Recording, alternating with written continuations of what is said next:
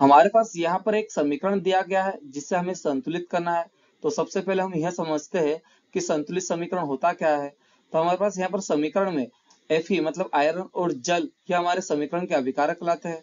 अभिकारक क्या होते हैं? ऐसे पदार्थ जो अभिक्रिया में भाग लेते हैं। यहाँ पर आयरन और जल ने इस अभिक्रिया में भाग लिया है, इसलिए ये हमारे अभिकारक हो गए।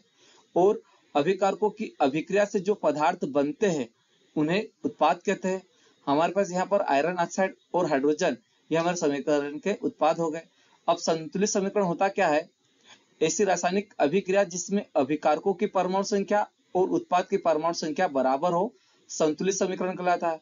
और ये जो हमारा समीकरण है असंतुलित समीकरण है, क्योंकि यहाँ पर अभिकारक में Fe की जो परमाणु संख्या वो 1 है और उत्पाद में Fe की परमाणु संख्या 3 है। इस प्रकार ये असंतुलित है, हमें संतुलित करना होगा। तो सबसे पहले हम लिखेंगे यहाँ पर उत्पाद में आयरन मतलब Fe की परमाणु संख्या 3 है और अभिकारक में भी हमें Fe की परमाणु संख्या 3 करना है।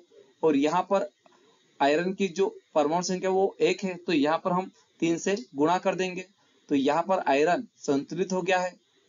अब हमारे पास यहाँ पर ऑक्सीजन की परमाणु संख्या 4 है उत्पाद में, तो हम यहाँ पर लिखेंगे कि ऑक्सीजन की परमाणु संख्या 4। अब हमें अभिकारक में भी ऑक्सीजन की परमाणु संख्या 4 करना है और यहाँ पर अभिकारक में ऑक्सीजन की परमाणु संख्या 1 है, तो अब इसे भी हम 4 करेंगे, तो यहाँ पर हम 4 का गुणा कर देंगे। अभी जो 4 है ये ऑक्सीजन की परमाणु संख्या को भी दर्शाता है और हाइड्रोजन की परमाणु संख्या को भी दर्शाता है।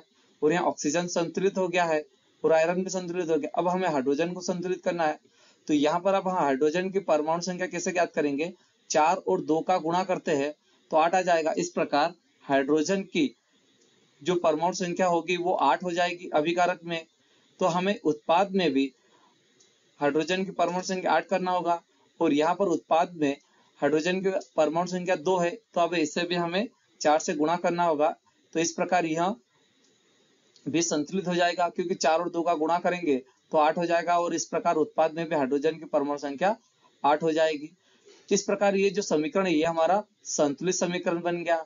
अब इस समीकरण की अभिक्रिया भी लिख लेते हैं।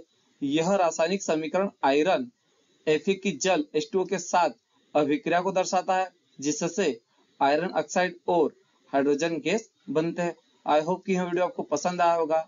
यदि यह मेरा वीडियो आपको पसंद आया हो तो प्लीज मेरे वीडियो को लाइक करें, सब्सक्राइब करें और शेयर करें। धन्यवाद।